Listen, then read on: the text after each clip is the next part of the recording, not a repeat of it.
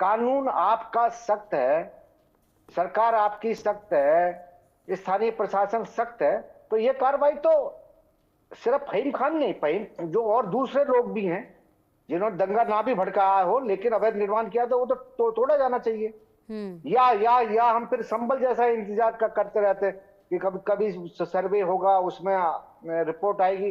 क्योंकि ये सिर्फ नागपुर की समस्या नहीं है, ये हर शहर की समस्या है, छोटे बड़े शहरों की भी समस्या है। दिल्ली दिल्ली में भी बड़ी समस्या है।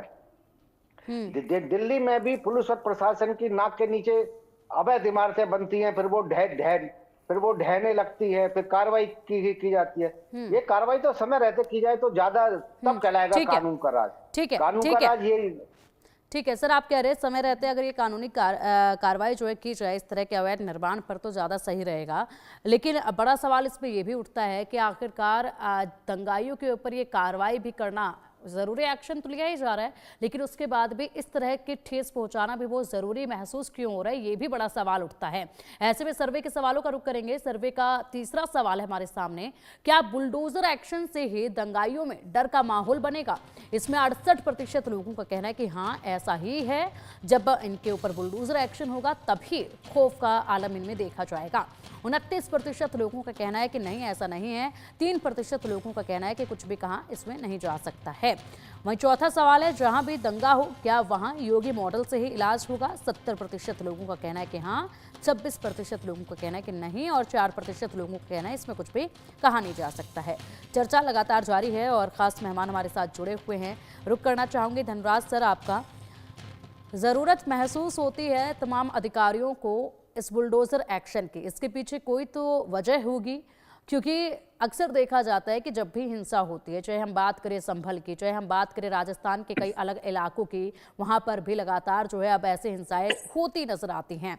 उसके बाद हम बात करें नागपुर की, कानूनी कार्रवाई की जाती है। अक्सर देखा जाता है बड़े से बड़े अपराधी जो हैं या तो बेल पर बाहर आ जाते हैं, उसके बाद अपनी मनमानी जिंदगी वो जीने लगते हैं, या फिर और चारे जो है वो निकाल लेते हैं खुद को इन कानूनी पेच से बाहर निकालने के लिए। शायद इसीलिए यहाँ पर कहीं ना कहीं बुलडोजर एक्शन जो है वो अमल में लाया जा रहा है, ताकि जितनी धन दौलत इकट्ठा करके इन लोगों ने अपने आशियाने बनाए हैं उनको ठेस पहुंचाई जाए, जिसकी वजह से थोड़ा सा डर जो है वो कुछ और दंगाई जो ऐसे मंसूबे बनाकर बैठे हैं समाज में अराजकता फैलाने के, उनके अंदर डर पैदा हो। धनराज सर।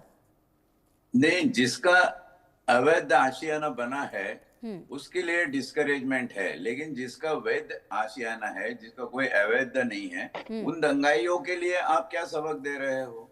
उन दंगाइयों के लिए तो कोई सबक है नहीं। और ये दंगाइयों जिनकी अवैध निर्माण हुई है, जिनका आशियाना अवैध रूप से आप आज बता रहे हैं, उसको डिमोलिश कर रहे हैं, वहां पर बुलडोजर चला रहे हैं, ठीक है, कानून है, कानूनन कार्रवाई होनी ही चाहिए।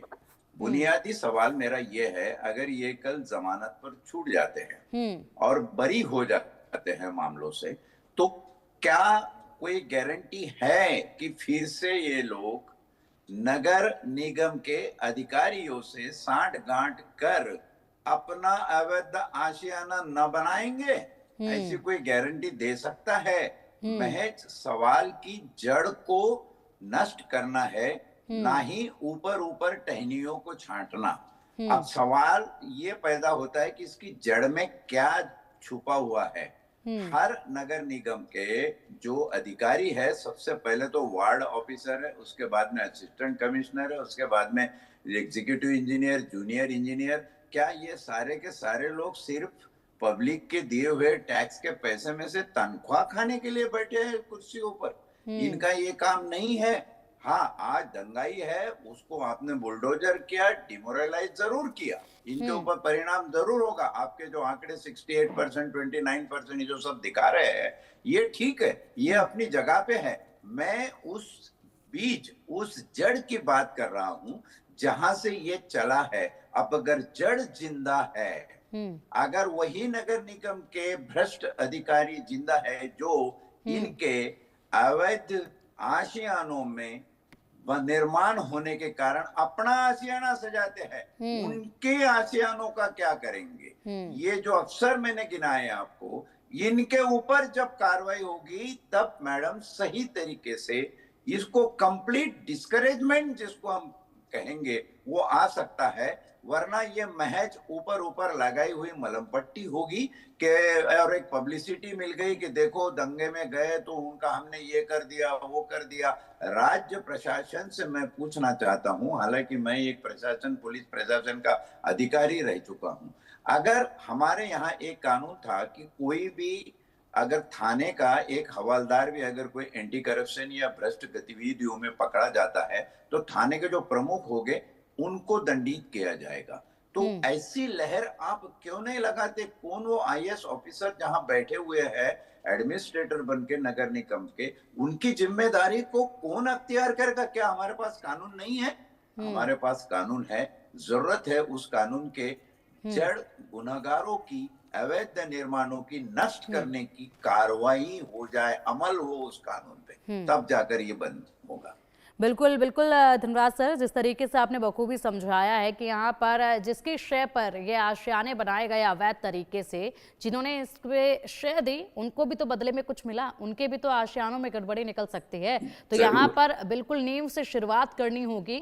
नींव से जब शुरुआत होगी तो ये बुलडोजर एक्शन जो है वो ऐसे वक्त पर लेने की जरूरत नहीं पड़ेगी। खौफ जो है वो कानून का अपने आप पनपने लगेगा और इस तरह के जो दंगाई हैं उनकी हिमाकत जो है वो पनपने से पहले ही कहीं ना कहीं दब जाएगी। तो यहाँ जड़ पर वार करना बेहद जरूरी है इस तरह की चीजों को खत्म करने के लिए। राज बिहारी सर, धनराज सर को आपने बखूबी सुना, जिस तरीके से उन्होंने बताया कि प्रोसेस पूरा कहाँ से चलता है, कहाँ से कार्रवाई की जानी चाहिए, तब जाकर इसका अधिक असर होगा। असर तो अभी भी होगा बुलडोजर एक्शन का, लेकिन उस वक्त जो है वो मजबूती वाला और लंबे समय वाला असर होगा।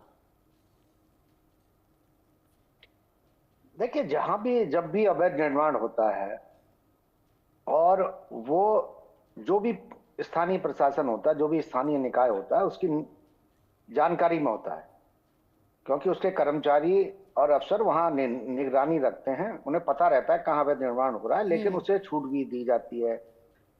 कभी कभी राजनीतिक दबाव में भी छूट दी जाती है, ज्यादातर तो राजनीतिक दबाव में छूट दी जाती है। और जो कोई छोटा मोटा अगर कोई अवैध निर्माण भी करते हैं, कई बार उसको रोक दिया जाता है, और लेकिन जहां बड़े बड़े अवैध निर्माण होते हैं वो चलता रहता है, क्योंकि या तो उसकी तरफ से लालच दिया जाता है या कोई राजनीतिक दबाव होता है, तभी अवैध निर्माण होता है।